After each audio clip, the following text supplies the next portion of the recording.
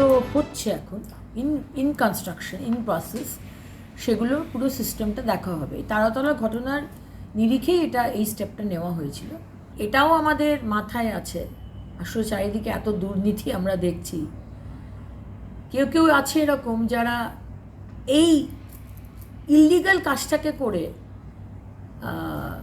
টাকা দিয়ে সেটাকে রেগুলারাইজ করার চেষ্টা করবে। সেটা যাতে না হয়, এটা যাতে নর্ম না হয়ে যায়। Huge penalty for commercial building and penalty for residential building. Posta থেকে তারাতলা একটার পর একটা নির্মাণ বিপর্যয়, শুধু লাশের পাহাড় দেখেছে শহর। আর ক্রমশ দুর্নীতিতে মজেছে তৃণমূল কংগ্রেস।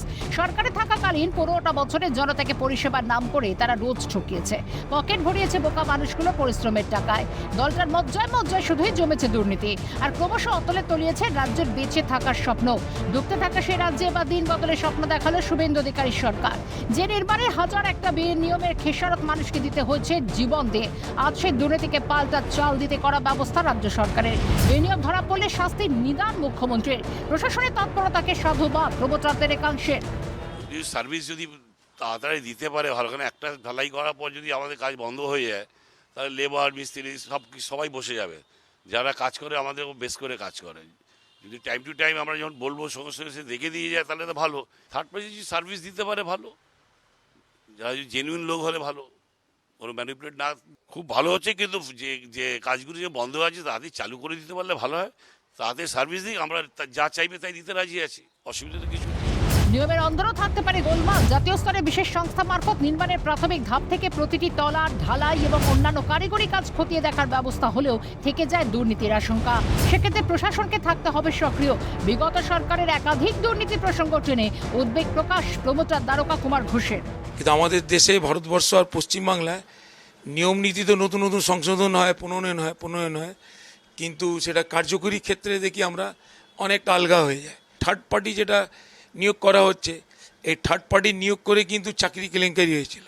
আবার এখানে নির্মাণ কাজে কোনো কেলেঙ্কারি পরে গিয়ে প্রকাশিত না হয়, কংক্রিট টেস্ট, বেসমেন্ট টেস্ট এবং ফাউন্ডেশনের কাজগুলো তদারকি করলে এবং তারা যদি ছাড়পত্র দেয় তাহলে উপরে কোনো ভয় থাকে না, বাড়ি পড়ে যাওয়ার ভয় থাকে না। এটা হলে খুব ভালো হবে। 2016 31শে মার্চ গিরিশবাগ সংলগ্ন পোস্তা এলাকা বিবেকানন্দ রোড উড়ালপুলের একটি অংশ দিনে দুপুরে হুড়মুড়িয়ে ভেঙে পড়েছিল। নিম্নমানের নির্মাণ সামগ্রী ব্যবহার, কাজে ত্রুটি, প্রশাসনিক নজরদারির অভাবের মতো গুরুতর দুর্নীতির অভিযোগ ওঠে সেরে 2024 সালের 17 মার্চ আবারও মার্চে বিপর্যয়। গার্ডেন নিচে তাসের ঘরের মতো ভেঙে পড়েছিল বহুতল। নির্মাণে কারচুপির ঘটনা এসেছিল সামনে।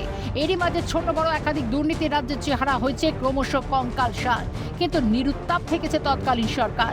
প্রমোটার ঠিকাদারদের ঘাড়ে সব দোষ চাপিয়ে পিঠ বাঁচিয়েছে বারবার। চলতি বছরের তারাতলা নির্মাণাধীন গোডাউনে ধসের ঘটনা তো এভাবেই হয়তো দায় এড়াতে চেয়েছিল তৃণমূল, কিন্তু সরকার হাতছাড়া হবার ভাগ্য সদয় হয়নি তাদের। তাই সরকারে থেকে তৃণমূলের করা 15 বছরের প্রতিটি দুর্নীতির কড়ায় গটায় হিসেব করেছে রাজ্যের বর্তমান সরকার।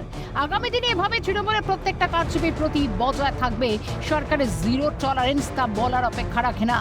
ক্যামেরায় সুদীপ্ত দত্তের সঙ্গে খালিদ জামালের রিপোর্ট, ক্যালকাটা নিউজ।